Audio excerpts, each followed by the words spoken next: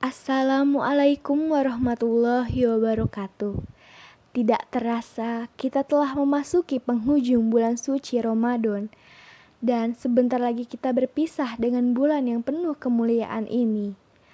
Hal ini tentu menimbulkan rasa kehilangan yang begitu dalam bagi kita semua karena belum tentu kita dapat bertemu kembali dengan bulan Ramadan di tahun berikutnya. Hari demi hari kita lalui sambil mengisi kekosongan hati dengan lantunan zikir dan ayat suci. Terlebih di bulan suci ini, semua pahala kebaikan dilipat gandakan oleh Allah Subhanahu wa Ta'ala. Bahkan, malaikat yang ada di langit semuanya turun ke bumi karena bulan yang mulia ini. Predikat hamba sebagai seorang mukmin diuji pula di bulan ini melalui penjagaan lisan, hati, dan hawa nafsu.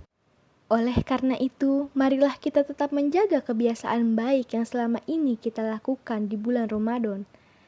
Entah itu mengaji, itikaf, sholat malam, bersedekah, dan lain-lain. Kita dapat mengetahui bagaimana kedudukan pahala puasa kita bagi Allah Subhanahu wa Ta'ala melalui perbuatan yang kita lakukan setelah bulan Ramadan berakhir. Apabila kita tetap mampu istiqomah beribadah dan menjauhi larangannya, maka dapat dikatakan bahwa ibadah puasa kita diterima oleh Allah. Lalu, apabila selepas puasa Ramadan justru kita malah melakukan maksiat, maka sungguh malang nasib kita nanti. Oleh karena itu, hendaknya kita dapat memulai perjuangan untuk mempertahankan kebaikan diri di waktu Idul Fitri. Idul Fitri merupakan salah satu syiar Allah yang mempunyai makna mendalam di hati umat muslim. Selain itu, Idul Fitri memiliki hikmah yang luar biasa besarnya dan berguna untuk bekal kita dalam melanjutkan hidup pasca Ramadan. Hikmah Idul Fitri yang begitu menonjol adalah rasa syukur dan gembira yang dirasakan oleh setiap umat muslim. Hari Raya Idul Fitri merupakan momentum besar yang ditunggu seluruh umat muslim di dunia, termasuk di Indonesia. Di Indonesia sendiri, Idul Fitri dirayakan dengan tradisi kebudayaannya.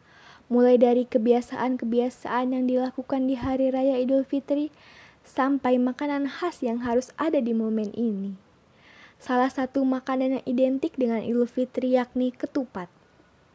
Ketupat ini ibarat hati manusia, dalam artian ketika manusia sudah mengakui kesalahan, maka hatinya itu seperti ketupat yang isinya putih bersih, hati yang tanpa iri dan kedengkian. Ketupat sendiri dibungkus dengan janur.